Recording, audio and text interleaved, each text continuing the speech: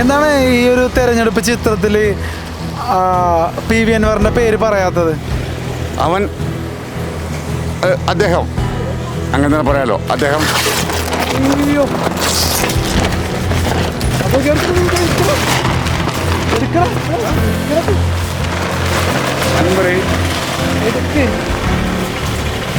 അൻവർക്കയുടെ പേര് പറഞ്ഞപ്പോ തന്നെ ഒരു കാറ്റ് വന്ന് ആ സംഭവിച്ചാണ്ടോ, അത് കീറിപ്പോയി, ആ പോസ്റ്റർ കീറിപ്പോയി.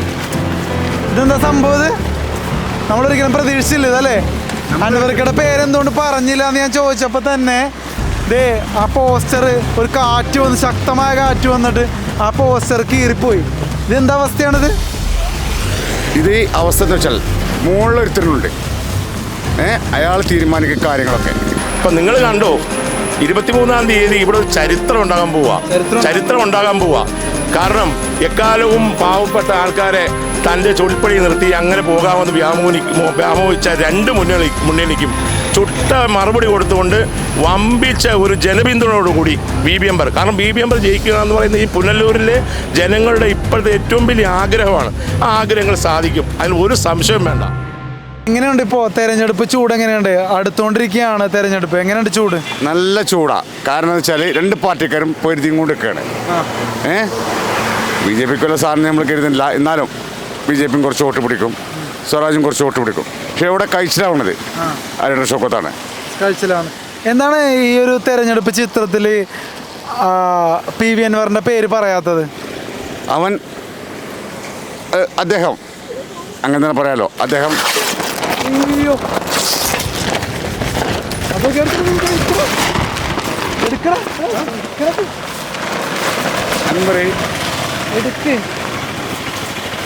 അൻവർക്കയുടെ പേര് പറഞ്ഞപ്പോ തന്നെ ഒരു കാറ്റ് വന്ന് ആ സംഭവിച്ചാണ്ടോ, അത് കീറിപ്പോയി, ആ പോസ്റ്റർ കീറിപ്പോയി. ഇതെന്താ സംഭവം? നമ്മളൊരിക്കലും പ്രതീക്ഷിച്ചില്ല ഇതല്ലേ. അൻവർക്കയുടെ പേരെന്തുകൊണ്ട് പറഞ്ഞില്ല എന്ന് ഞാൻ ചോദിച്ചപ്പോൾ തന്നെ ദേ ആ പോസ്റ്റർ ഒരു കാറ്റ് വന്ന്, ശക്തമായ കാറ്റ് വന്നിട്ട് ആ പോസ്റ്റർ കീറിപ്പോയി. ഇതെന്താ അവസ്ഥയാണിത്?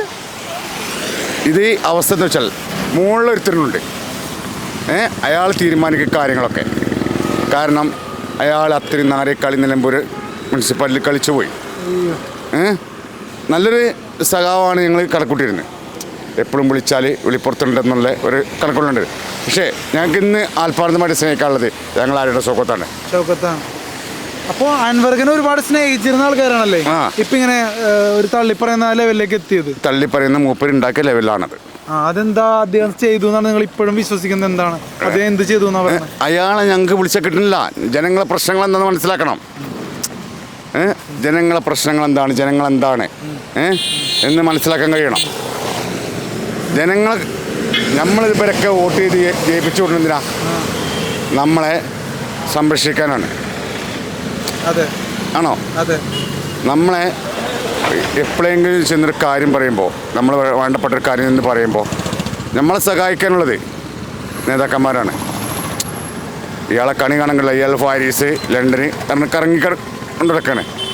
ഷൗക്കത്തൊക്കെ എന്ന് പറഞ്ഞാൽ ഞങ്ങളെ മണയൊക്കെ കല്യാണം ഞങ്ങൾ പിന്നെ മുത്താണ്, ഞങ്ങളെ മുത്തരിനാണ്. ഇപ്പോൾ UDFിലേക്ക് അൻവർ ഒരു സീറ്റ് കിട്ടി വന്നിരുന്നെങ്കിൽ ഈ നിലപാട് മാറുമായിരുന്നോ? UDF ഒരിക്കലും നിർത്തൂല. അത് തീരുമാനമായിരുന്നു പാർട്ടിയുടെ തീരുമാനമായിരുന്നു. ആ തീരുമാനത്തെ പൂർണ്ണമായിട്ടും പിന്തുണയ്ക്കുന്നു. പക്ഷെ ഇപ്പൊ നമ്മൾ കണ്ടൊരു കാഴ്ച വളരെ അസ്വാഭാവികമായ ഒരു കാഴ്ചയാണ്.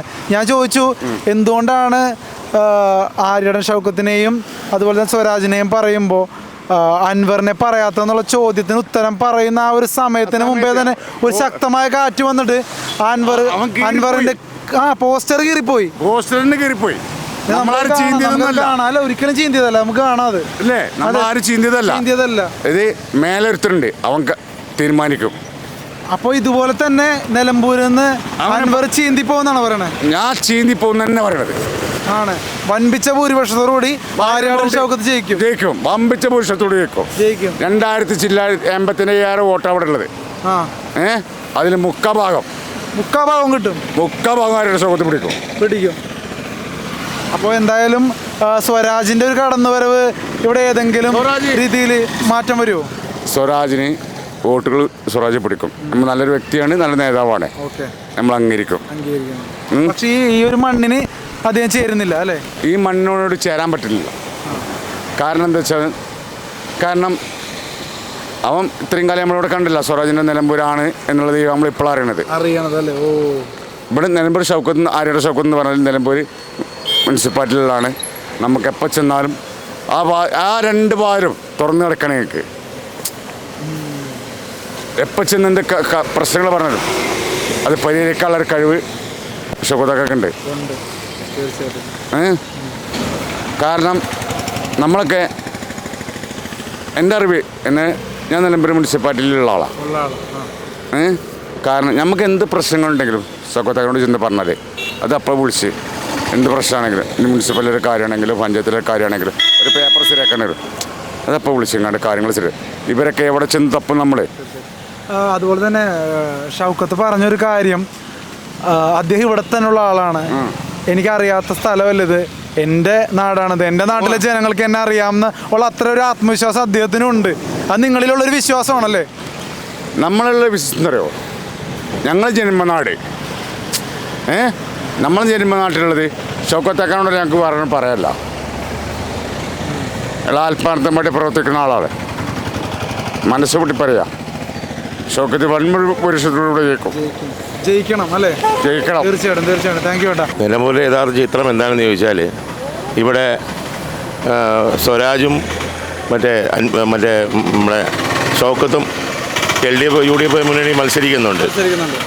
അപ്പോൾ BB അൻവറിനെ VD സതീശൻ ചതിച്ചു എന്നുള്ളത് ഈ നിലമ്പൂർ മണ്ഡലത്തിൽ വലിയൊരു കോളൊക്കെ സൃഷ്ടിച്ചിരിക്കുകയാണ്. നിലമ്പൂർ അത് മനസ്സിലായോ? നിലമ്പൂരുകാർക്ക് അങ്ങനെ തന്നെയാണോ വിചാരിക്കുന്നത്? നിലമ്പൂർ മനസ്സിലായതിൻ്റെ ഉദാഹരണമാണ് ഇന്നലെ നമ്മൾ കണ്ടല്ലോ, റോഡ് ഷോ ഒക്കെ. ഒരാൾ പറഞ്ഞായിരുന്നു, ഭയങ്കര ആളായിരുന്നു. അത് റോഡ് ഷോ വരുന്നത് മാത്രമല്ല, റോഡ് ഷോ ഇങ്ങനെ പോകുമ്പോൾ രണ്ട് സൈഡിലായിട്ട് ആൾക്കാരിങ്ങനെ കാഴ്ചക്കാരായിട്ട് അഭിവാദ്യം അർപ്പിച്ചുകൊണ്ട് നിൽക്കുന്ന രംഗം കണ്ടു. അതെല്ലാം വോട്ടർമാരാണ്. അത് അങ്ങനെയാണ് അതിൻ്റെ പരിവേഷം നമ്മളിത് കാണാൻ കഴിയുന്നത്. അതെ. അപ്പോൾ PV അൻവറിന് പക്ഷേ ഇപ്പോൾ നിലമ്പൂരിൽ മുൻപത്തേക്കാൾ ഒരു ജനപിന്തുണ കുറഞ്ഞതായിട്ട് ചാനലുകളിലും മറ്റും വരുന്ന ചില വാർത്തകൾ വെച്ചും പ്രതികരണങ്ങൾ വെച്ചും നമുക്ക് മനസ്സിലായിരുന്നു. അപ്പോൾ നിലമ്പൂർ തന്നെ വന്ന് നമ്മൾ അന്വേഷിക്കുമ്പോൾ അങ്ങനെ തന്നെയാണോ പിക്ചർ വരുന്നത്? നിലമ്പൂരിൽ ഞങ്ങൾ പറയാതല്ല, നിങ്ങൾ പത്രക്കാർക്ക് അറിയാമല്ലോ ഇന്നലെ നടന്നത് എന്താണെന്ന് അറിയാമല്ലോ. അത് ഇപ്പം അൻവറിൻ്റെ കാഴ്ചപ്പാട് എന്താണെന്ന് ചോദിച്ചു കഴിഞ്ഞാൽ, LDFലും UDFലുമുള്ള വോട്ട് സമാഹരിച്ചുകൊണ്ട് ഇവിടെയുള്ള താഴെ കിടക്കുന്ന പാവങ്ങളുടെ വോട്ടുകൾ സമാഹരിച്ചു ജയിക്കുക എന്നുള്ളതാണ്. അത് ഇന്നലെ അത് അടിപാടെ എല്ലാം ഇളകി മൊത്തത്തിൽ ഒരു രീതിയിൽ വന്നിരിക്കുകയാണ്. അൻവറിന് ഭൂരിപക്ഷം കാണും, അൻവർ വലിയ വോട്ട് നേടും. അതിന് ഉദാഹരണം ഞാൻ പറഞ്ഞുതരാം. PC ജോർജ് പണ്ട് ഇവിടെ മത്സരിച്ചപ്പോൾ 3 മുന്നണികൾ PC ജോർജിനെ തള്ളിക്കളഞ്ഞല്ലോ. അന്ന് PC ജോർജ് ജയിക്കാതെ എല്ലാവരും കുട്ടിക്കോശിച്ചു. അന്ന് മലയിടിഞ്ഞ് പോലെ ആൾക്കാർ ഇങ്ങനെ രംഗത്തേക്ക് വരികയും 29,000 വോട്ടിൻ്റെ ഭൂരിപക്ഷത്തോടുകൂടി PC ജോർജ് ജയിച്ചില്ലേ?